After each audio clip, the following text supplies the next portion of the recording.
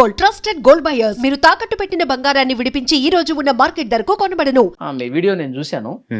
150 కోట్ల రూపాయలు వసూలు చేసి సింగర్ మంగ్లీ చాలా మందిని మోసం చేసిందని చెప్పి ఆ వీడియోలో మీరు క్లియర్గా మాట్లాడారు. తర్వాత మీరు క్లారిటీ తీసుకుందామని ఫోన్ చేస్తే మీతో కూడా అసభ్యంగా మాట్లాడారు అని చెప్పి కూడా ఆ వీడియోలో మీరు అన్నారు. అసలు ఫస్ట్ మోసం గురించి మాట్లాడదాం. అసలు ఏం చెప్తారు మీరు? అయితే సింగర్ మంగ్లీ దీంట్లో డైరెక్ట్గా ఇన్వాల్వ్ అయినట్టుగా ఎక్కడా లేదు. ఇండైరెక్ట్గా మాత్రం ఖచ్చితంగా ఇన్వాల్వ్మెంట్ ఉంది. మీరు పదే పదే ఆమె అని చెప్పేసి అంటున్నారు. వాళ్ళ తమ్ముడు ఇందులో మెయిన్ డైరెక్ట్ ఇన్వాల్వ్మెంట్. ఎవరైతే శివ ఎవరైతే ఉందో మంగ్లీ గారు వాళ్ళ తమ్ముడు, తను ఖచ్చితంగా దీంట్లో డైరెక్ట్ ఇన్వాల్వ్మెంట్ ఉంది. ఎంతోమంది బాధితులతో కూడా నేను మీడియాలో అందరితో కూడా ఇంటర్వ్యూలు ఇప్పించాను. అసలు విషయం జరిగిందంటే ఇందులో మెయిన్ అక్యూజుల గురించి చెప్తా. రమవత్ మధు, వాళ్ళ బావ పాల్దియే భరత్ చౌహాన్, వాళ్ళ సిస్టర్ పాల్దియే శైలజా చౌహాన్, తర్వాత ఈ శివ చౌహాన్ ఎవరైతే మంగ్లీ తమ్ముడు ఉండో, మంగ్లీ తమ్ముడు శివ చౌహాన్, తర్వాత మంగ్లీ, వీళ్ళు 5 మెయిన్.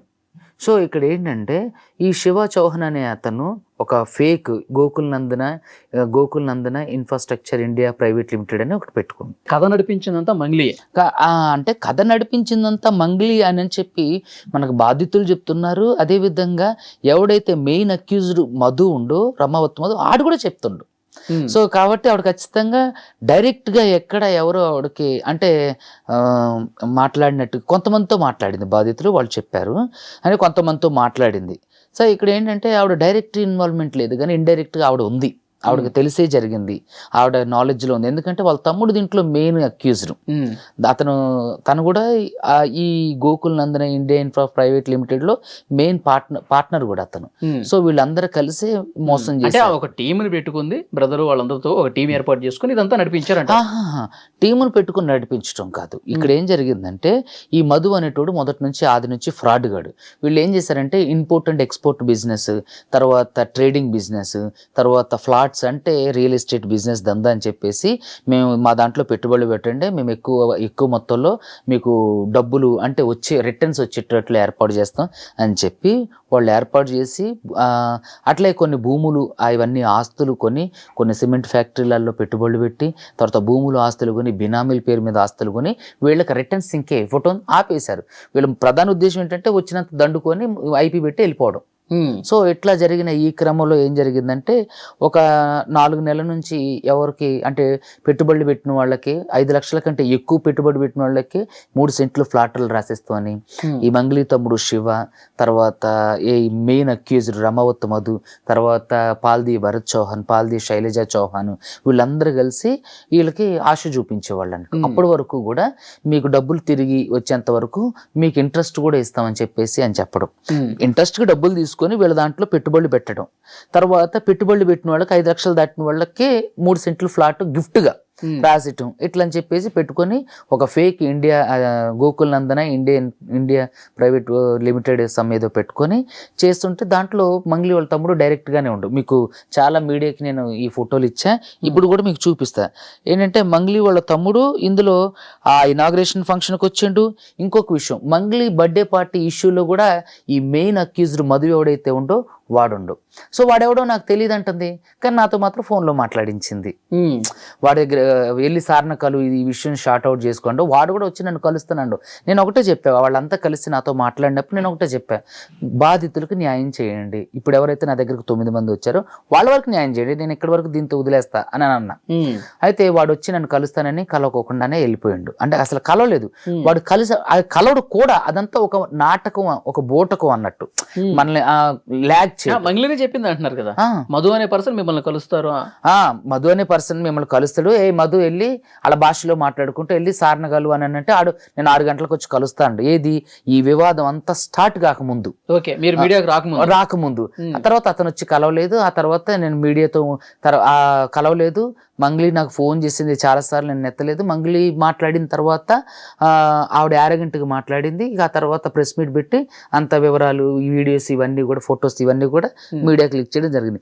అసలు విషయం ఏంటంటే ఈ రమావత్ మధు, పాల్ది భరత్ చౌహాన్, పాల్ది శైలజా చౌహాన్, ఈ శివ ఎవరైతే మంగ్లీ తమ్ముడు శివ చౌహాన్ ఉండో శివ చౌహాన్, తర్వాత ఇండైరెక్ట్గా మంగ్లీ, వీళ్ళు 5 కూడా దీంట్లో ముఖ్య పాత్రధారులు.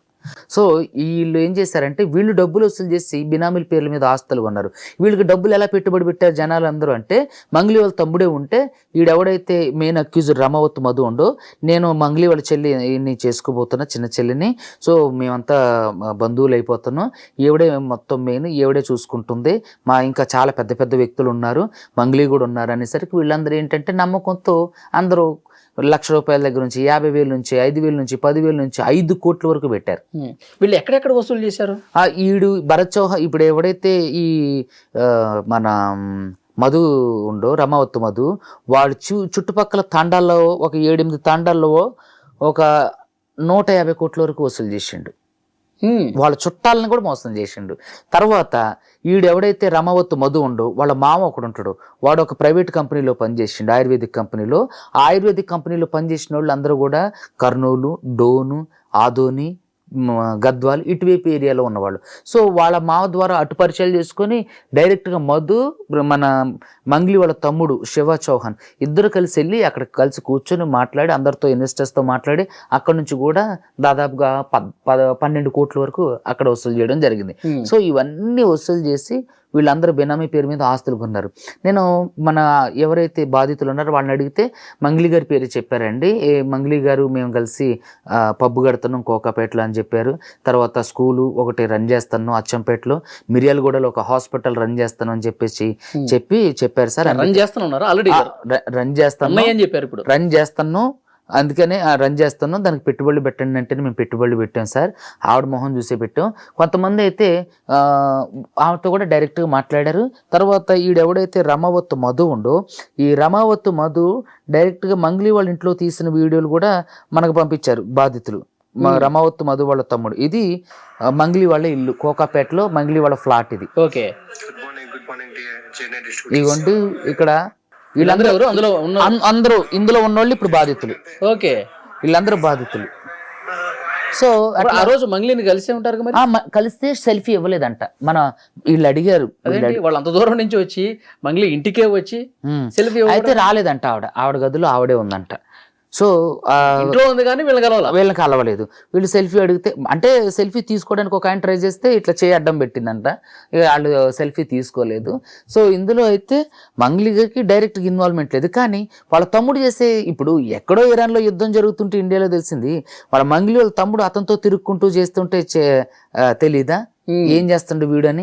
ఇంకోటి ఏంటంటే మంగ్లీ గారు నాకు చెప్పేది, మమ్మల్ని ఎంతో మంది వచ్చి కలుస్తుంటారు, వాళ్ళందరి గురించి మాకు ఎట్లా తెలుస్తుంది, ఆడెవడో కూడా నాకు తెలియదండి. మరి ఆడెవడో తెలియకుండా వాడితో పాటు మీ తమ్ముడు ఎలా తిరిగిండు, వాడు కంపెనీ ఇనాగ్రేషన్కి ఎలా వెళ్ళిండు, మీ బర్త్డే పార్టీలో ఈ మెయిన్ అక్యూజర్ మధు ఏం చేస్తుండు, మధు పర్సనల్ నెంబర్ మీ దగ్గరికి ఎట్లా వచ్చింది, మీ చెల్లి. అయితే మొన్న ఈ ఇంటర్వ్యూలన్నీ రిలీజ్ అయిన తర్వాత ఎవడైతే మధు ఉండో వట్టిపల్లి తాండా నుంచి నాకు కొంతమంది ఫోన్ చేశారు.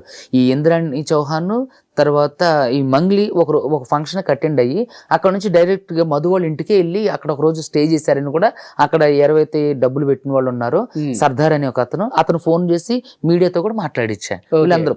కానీ మంగ్లీ ఈ విషయంలో తప్పించుకోవడానికి ప్రయత్నం చేస్తుంది. మంగ్లీకి తెలుసు అన్ని తెలిసే జరిగి ఉండొచ్చు, మంగ్లీకి ఈ విషయాలన్నీ తెలుసు, కానీ దీంట్లో డైరెక్ట్ గా ఎక్కడ ఇన్వాల్వ్ అయ్యలేదు. ఇండైరెక్ట్ గా ఇన్వాల్వ్ అంటే బయటికి ఎక్కడ ఆవిడ పేరు చెప్పి వీళ్ళందరూ వసూలు చేశారు. వాళ్ళ తమ్ముడు కూడా, వాళ్ళ తమ్ముడు గాని, తర్వాత ఎవడైతే ఈ రమావత్ మధు ఉండు, పాల్ది భరత్ చౌహాన్, పాల్ది శైలజ చౌహాన్, వీళ్ళందరూ కూడా మంగ్లీ పేరు చెప్పి కట్టించారు. మంగ్లీ వాళ్ళ తమ్ముడు డైరెక్ట్ గా ఉండటం వల్ల వాళ్ళు ఇంకా బాగా నమ్మారు అన్నట్టు. నమ్మడం వల్ల ఇట్లా ఇన్ని కోట్లు మోసం జరగడానికి అవకాశం అయింది. అంటే ఏదైనా తేడా జరిగితే నేను ఈజీగా బయటపడొచ్చు అనే ఉద్దేశం అయ్యి ఉండొచ్చు. సో అయ్యి ఉండొచ్చు కాబట్టి ప్రీ ప్లాన్డ్ గానే చేసింది ఇది నార్మల్ గా ఏదో చేసింది కదా, ఇది ప్రీ ప్లాన్డ్ గా చేసింది. బాధితులు మిమ్మల్ని అసలు ఎట్లా అప్రోచ్ అయ్యారు? అసలు బాధితులకి మేము మోసపోయామన్న ఆలోచన ఎప్పుడు వచ్చింది? అది పోయిన సంవత్సరం వాళ్ళు మే నుంచి వాళ్ళు మోసపోయామన్నది వచ్చేసింది.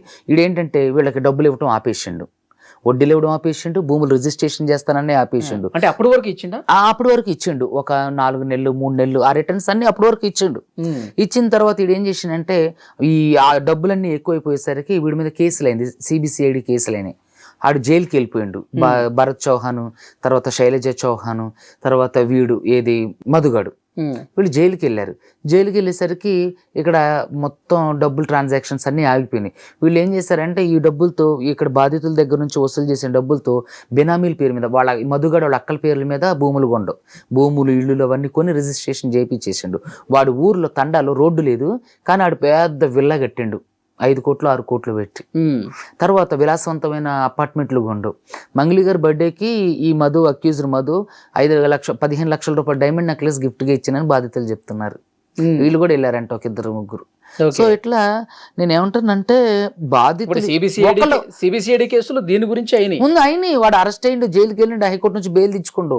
తర్వాత వీళ్ళకి అందుకనే లేట్ అయింది, వీళ్ళకి ఇస్తానండు కానీ వీళ్ళకి ఇవ్వలేదు. ఒక మేనేజర్ అంటే వీడు చేసింది ఏంటంటే చాలా మంది జీవితాలని ఆడుకోవటమే కాకుండా ఒక బిజినెస్ ప్లానర్ అని ఒక మేనేజర్ ఒక పెద్ద కంపెనీకి డైరెక్టర్ ఉండు.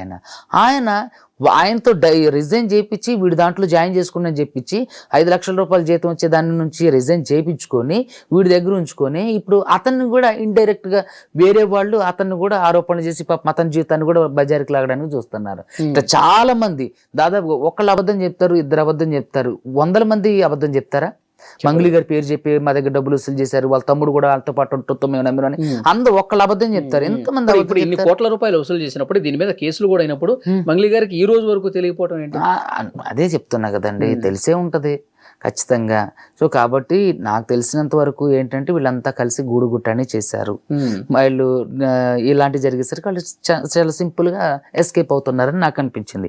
ఇంకొకటి ఏంటంటే బాధితులందరూ కూడా పాప రోడ్డు మీదకి వచ్చి అడుక్కు తినే పరిస్థితులకు వచ్చేసారు. కొంతమంది చిట్టీలు ఎత్తి భూమిలు అమ్మి, పుస్తల తాళ్ళు అమ్మి, తర్వాత ఆస్తులు అమ్మి, చాలా వాళ్ళు కూడా అంత గుడ్డిగా ఎట్లా నమ్మారు? ఇంకా అంతే. ఇప్పుడు వెనకాల ఒక్కసారి మాట్లాడి ఆమె నోటితో కొంచెం వాడు ఏం చేసిండంటే సొంత ఊరు తాండాలలో వాళ్ళు నమ్ముతారు ఊరుకుని, అరే మన మనిషి కదా వీడు మనల్ని ఎందుకు మోసం చేస్తారని. సో అట్లా చాలా మంది సొంత తాండాల వాళ్ళే 150 కోట్లు పెట్టారంటే చూడండి. ఈ సర్దార్ అని ఆయన సొంత తాండా నుంచి నాకు కాల్ చేసిండు. ఏమంటాడు ఆయన? సార్ మమ్మల్ని నేను 25 లక్షలు పెట్టే సార్, మా అన్నయ్య వాళ్ళు బాబాయ్ వాళ్ళు 5 కోట్లు పెట్టారు సార్, అట్లా ఈ చుట్టుపక్కల మా 7 తాండాలు కూడా మోసం చేసిండు సార్, దాదాపు 150 కోట్లు మా దగ్గరే మోసం చేసిండు సార్ అని. ఈ అదోని, డోన్, తర్వాత కర్నూలు, ఈ మహబూబ్ నగర్ సైడ్, గద్వాల్ సైడ్ వీళ్ళ 9.5 నుంచి 10 కోట్ల వరకు ఏళ్ళి ఉన్నాయి. ఇంకా లెక్కలేనివి ఎంతో మంది. ఈ రోజు ఒక ఫిజిషియన్ డాక్టర్ ఫోన్ చేసిండు పాపం, ఫిజియోథెరపిస్ట్. ఆయన ఎక్కడి నుంచి? ఆయన బిఎన్ రెడ్డి నుంచి. ఆడు సొంత రిలేటివ్స్ అవుతారట. ఆయన దగ్గర నుంచి 3.5 లక్షలు తీసుకుండంట.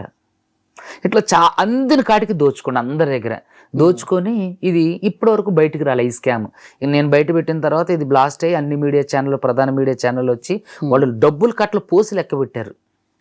సో వీళ్ళంతా చెప్పింది ఏంటంటే మంగ్లీతో పబ్బు కట్టించు, ఆ మంగ్లీ మేము కలిసి పబ్బు కడుతున్నాం, 5 స్టార్ రేంజ్ ఒక పబ్బు కడుతున్నాం, హాస్పిటల్ లీజుగా తీసుకున్నాం, స్కూల్స్ లీజుగా తీసుకున్నాం, ఇంపోర్ట్ అండ్ ఎక్స్పోర్ట్ బిజినెస్లు చేస్తాను, ట్రేడింగ్ చేస్తానని చెప్పి ఈ మంగ్లీ వాళ్ళ తమ్ముడు ఎవడైతే శివ చౌహాన్ ఉండో వాడిని చూసి ఇక నమ్మేసి అందరూ పెట్టుబడులు పెట్టారు. ఇప్పుడు ఆ 150 కోట్లు ఎక్కడ ఉన్నాయండి? నాకు తెలిసినంత వరకు ఈ 150 కోట్లని బెనామీల పేరు మీద ఎవడైతే మధు ఉండో ఈ మధు కొంత డబ్బుల్ని కొన్ని కోట్ల రూపాయల ఆస్తుల్ని వాళ్ళ అక్కల పేరు మీద, చెల్లెల పేరు మీద ట్రాన్స్ఫర్లు చేసిండు, వాళ్ళ పేరు మీద కొండవు. కొన్ని రకాల భూముల్ని కొంతమంది బెనామీల పేరు మీద పెట్టిండు, వాళ్ళ అమ్మ పేరు మీద, అట్లా రకరకాలుగా చాలా మంది బెనామీల పేరు మీద పెట్టిండు. సో వీళ్ళందరూ బాధితులందరూ కూడా 1.5 క్రితం నన్ను కలిసినప్పుడు ఈ అక్యూజ్డ్ మధు మీద కర్నూలులో ఎఫ్ఐఆర్ చేయించా. పట్టుకొని మరి ఎఫ్ఐఆర్ చేయించి పట్టుకొని మరి వీడియోలు తీపిచ్చి మీకు ఇది చేస్తా అది చేస్తా, మీకు ఈ టైం లోపల మీ డబ్బులు కట్టేస్తా అని చెప్పి వాళ్ళకి ఫేక్ ప్రామిసెస్ చేసి వాళ్ళకి అందరికి ప్రామిసరీ నోట్. 1.5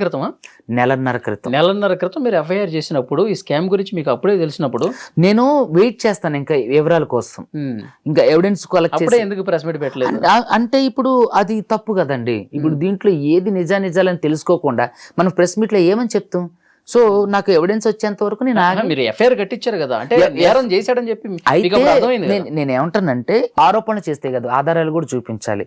మంగ్లీ నాకు సంబంధం లేదు, నేను చేయలేదు అని అన్నది. నేను అన్న మంగ్లీ గారు నాతో డైరెక్ట్ మాట్లాడినప్పుడు ఒక సినిమా డైరెక్టర్, ఒక అడ్వకేట్ సార్, పెద్ద అడ్వకేట్ సార్, మొన్న 3 రోజుల క్రితం ఒక పెద్ద సినిమా డైరెక్టర్, ఒక పెద్ద మ్యూజిక్ డైరెక్టర్, ఒక పెద్ద అడ్వకేట్ సారు, నేను మంగ్లీ ఉన్నప్పుడు నేను ఆడికి నాకు సంబంధం లేదంటది. ఆడు పర్సనల్ ఫోన్ నెంబర్ నుంచి నాకు ఫోన్ చేపిస్తుంది, మాట్లాడిస్తుంది. నేను అన్నా సరే నీకు సంబంధం లేదంటున్నావు కదా, మరి వాడి మీద నీ పేరు చెప్పి నీ పేరు బదనాం అవుతుంది కదా, మరి వాడి మీద కేసు పెట్టు, కేసు ఫైల్ చేయించు. సిపి ఎవడో మేడిపల్లి స్టార్ అని ఎవడో గొట్టంగాడు ఎక్కడ పాపం ఏదో చిన్న చిన్న వీడియోలు చేసుకున్నోడు తిట్టిండని వాడిని సిపి సజ్జనార్ వరకు వెళ్ళి తీసుకెళ్ళాను తుక్కురేగ కొట్టించినే, నీ పేరు చెప్పి ఎంత బదనాం చేస్తున్నాను అంటున్నావు కదా, నిజంగానే చేస్తాను కోట్ల రూపాయలు వసూలు చేసిండి కదా, మరి వాడి మీద ఎందుకని మీరు వెళ్ళి సిపి గారికి కంప్లైంట్ చేస్తలేదు అంటే నేను అన్నా ఎందుకు కంప్లైంట్ చేయట్లేదు, నేను ఇవన్నీ పెట్టుకుని సుబ్బు గారు నాకు ఇబ్బంది అయితే సుబ్బు గారు అంటుంది. అంటే మేడిపల్లి స్టార్ అనే ఒక చిన్నోడి మీద పెట్టడానికి నీకు టైం ఉంది, నీకు ఇబ్బంది లేదు, వీడి మీద పెట్టడానికి మాత్రం నీకు టైం లేదు, నీకు ఇబ్బంది అవుతుంది. ఇంకోటి ఏంటి మరి ఆయన పట్టించు, మాకు ఆడు ఎక్కడ ఉండో దొరకట్లేదు, నిందితుల దగ్గర నిందితుడు బారిపోయి అసలు బాధితులకు దొరకట్లేదు, అన్ని ఫోన్లు స్విచ్ ఆఫ్, ఒక నంబర్ మాత్రం ఈ అమ్మాయి దగ్గర ఉంది, అదే నంబర్ ఆడికి కలుస్తుంది అని మాకు పట్టించనంటే ఆడేవాడు నాకేం తెలుసు అండి నేను ఎలా పట్టిస్తానని అంటుంది. సరే ఒక ఆడి మీద కేసు పెట్టంటే నేను పెట్టను అంటుంది. అసలు ఆడికి సంబంధించి మీరు ఫోన్ చేసినప్పుడు అంటే ఆవిడే ఫోన్ చేసింది, అంటే ప్రెస్ మీట్ పెట్టక ముందు కదా, ప్రెస్ మీట్ పెట్టక ముందు ఆవిడే ఫోన్ చేసింది. ఏమన్నారు, డిస్కషన్ ఎట్లా జరిగింది చెప్పండి. నేను ఇదే చెప్పా, అమ్మ ఇట్లా నీ పేరు వస్తుంది, మరి ఇది ఎంతవరకు నిజం ఎంతవరకు అబద్ధం నాకు తెలియదు, చూస్తే ఎవిడెన్స్ అయితే మీరు ఇండైరెక్ట్గా ఇన్వాల్వ్ అయ్యి ఉన్నారు, మీ తమ్ముడు డైరెక్ట్గా ఇన్వాల్వ్ అయ్యి ఉండు, వీళ్ళందరూ కోట్లలో మోసం చేశారంటే నాకు తెలీదు, అయినా మీ పేరేంటి ఏంటి మీ పేరు అని మాట్లాడడం. నేను ఒక మినిస్టర్ పేరు చెప్పి సెంట్రల్ మినిస్టర్ పేరు చెప్పి ఆయన అడిగితే మీరు ఎవరో తెలియదు అన్నారు. మీరు వీడియోలో చెప్పారు కదా కిషన్ రెడ్డి గారు అన్న ఏంటి ఆయన ఎందుకు అడిగావు, నన్ను అడుగు కదా, ఆయనకేం తెలుసు, నేను సరే తెలియపోతే నేను ఏదో చిన్న అడ్వకేట్ అన్నా. మీరేంటి చిన్న చిన్న ఇంటర్వ్యూలు చేశారేంటి, నేను ఎందుకు ఫోన్ చేశాను, నువ్వేం మాట్లాడుతున్నావు అంటే ఆరోగెంట్గా డీఫ్రేమ్ చేస్తూ మాట్లాడింది అన్నట్టు. మాట్లాడి చేస్తే ఇక తర్వాత సరే అమ్మా నువ్వు చూసుకుందాం కోర్ట్ ఆఫ్ లాలో చూసుకుందాం అని చెప్పి వచ్చి మీడియాలో పెట్టి మొత్తం ఎవిడెన్స్ అన్నీ కూడా మీడియాకి ఇచ్చారు. అప్పుడు ఇక అందరితో ఫోన్లు చేపెట్టు నాకు ఫోన్ చేయటం మాట్లాడాలి, తీపించండి వీడియోలు తీపించండి, నేను వెళ్ళిందాక ప్రెస్ మీట్ తర్వాత పెట్టి వెళ్ళి కూర్చొని మాట్లాడిన తర్వాత ఆవిడ దేనికి ఒప్పుకోవాలి అని పట్టించు, నాకు ఆడెవడో తెలియదు, మరి ఆడి మీద కేసు పెట్టు, నేను ఇవన్నీ పెట్టుకోను.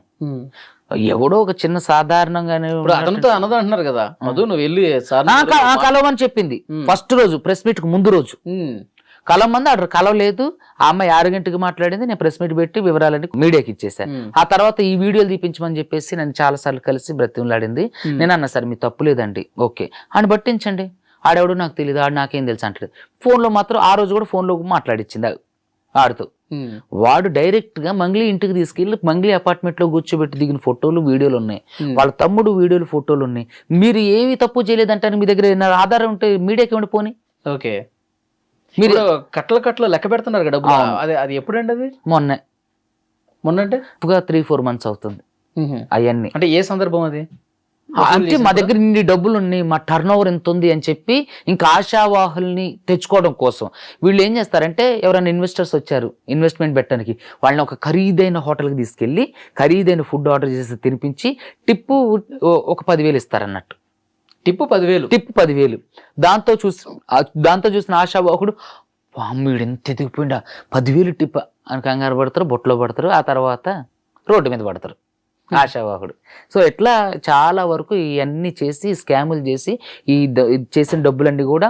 ఇంకోటి ఏంటంటే నిందితులు హేమాకాంత్ రెడ్డి ఏమంటుండో, తర్వాత కొంతమంది మీడియాలో చెప్పిన వాళ్ళు ఏమంటున్నారంటే దీంట్లో డబ్బు మీ మంగ్లీ గారి వాళ్ళ దగ్గరే ఉండొచ్చు సార్ అని చెప్పేసి అన్న. అది ఎంత వాస్తవం మనకు తెలియదు, తప్పు. ఇప్పుడు మీ దగ్గరకు వచ్చిన బాధితులు ఏం కోరుకుంటున్నారు, వాళ్ళకి వాళ్ళ డబ్బులు తిరిగి ఇప్పించండి సార్, మాకు చాలు, మాకు కోర్టులో కేసులు కూడా వద్దు, ఇప్పిస్తే మేము వాపస్ తీసుకుంటాం, ఇప్పించకపోతే కోర్టులో కేసు వేయండి సార్, మా డబ్బులు మాకు రావడంతో పాటుగా వాళ్ళు చేసిన తప్పుకి శిక్ష కూడా పడాలి అంటున్నారు. ఈ బాధితుల్లో మంగ్లీ బంధువులు ఎవరైనా ఉన్నారా? మంగ్లీ బంధువులు లేరు బాధితులు. అంటే మోసపోయిన వాళ్ళలో వాళ్ళు కూడా ఉన్నారన్నారు కదా మీరు. మధు బాధితులు ఉన్నారు, రమావత్తు మధు బంధువులు ఉన్నారు. మెయిన్ అక్యూజ్డ్ ఎవరైతే ఉండో ఈ రమావత్తు మధు, పాల్ది భరత్ చౌహాన్ వీళ్ళు ఎవరైతే ఉన్నారో అందులో రమావత్తు వాళ్ళ రమావత్తు మధు గడలో బెస్ట్ ఫ్రెండ్స్ ఉన్నారు. ఆడు 10th ఫెయిల్ మళ్ళీ రమావత్తు మధు ఇన్ని కోట్ల ఫ్రాడ్ చేసి స్కామ్ చేసిన రమావత్తు మధు 10th ఫెయిల్ చూడండి. సో కాబట్టి దయచేసి జనాల కూడా చేసే విజ్ఞప్తి ఏంటంటే ఇలాంటి మైక్రో ఫైనాన్స్కు సంబంధించిన విషయాల్లో జాగ్రత్తగా ఉండండి, అప్రమత్తంగా ఉండండి. కాయ కష్టం ఇందులో చాలా వరకు కూడా మధ్యతరగతి బిలో పావర్టీలో ఉన్న వాళ్ళే ఉన్నారు. సో కాబట్టి అవును, వాళ్ళు రూపాయి కూడబెట్టుకొని చేసుకున్న వాళ్ళు. కాబట్టి జనాలు అందరూ కూడా మైక్రో ఫైనాన్స్ నమ్మకండి. దయచేసి ఇలా సెలబ్రిటీల పేర్లు చెప్పి డబ్బులు వసూలు చేసే వాళ్ళకి నమ్మకండి. సెలబ్రిటీ పేర్లు చెప్పి డబ్బులు వసూలు చేస్తున్నారంటే ఎంతో కొంత వాళ్ళ ఇన్వాల్వ్మెంట్ ఉండకుండా జరుగుతుందా? సో కాబట్టి జనాలందరూ కూడా అప్రమత్తంగా ఉండండి. కాయ కష్టం చేసుకుని సంపాదించుకున్న డబ్బులు, ఆరుగాలం కష్టపడి సంపాదించుకున్న డబ్బులు ఎవడో తినడానికి ఎవడికో ఇవ్వకండి. దయచేసి పెట్టుబడి కూడా ఒక నమ్మకమైనటువంటి కంపెనీలలో పెట్టుకోండి. అసలు పెట్టుబడులే పెట్టొద్దు, బ్యాంకులో దాచుకోండి, ఏదైనా భూములు ఆస్తులు బంగారాలు కొనుక్కోండి. అదే నా అడ్వకేట్ గా ఏంటి మీ నెక్స్ట్ కార్యాచరణ ఏంటి? హైకోర్టులో కేసు ఫైల్ చేస్తున్నాం అండి, అందరినీ అక్యూజులుగా చేసి. ఇక ఏం జరుగుతుందో చూడాలి విచారణ.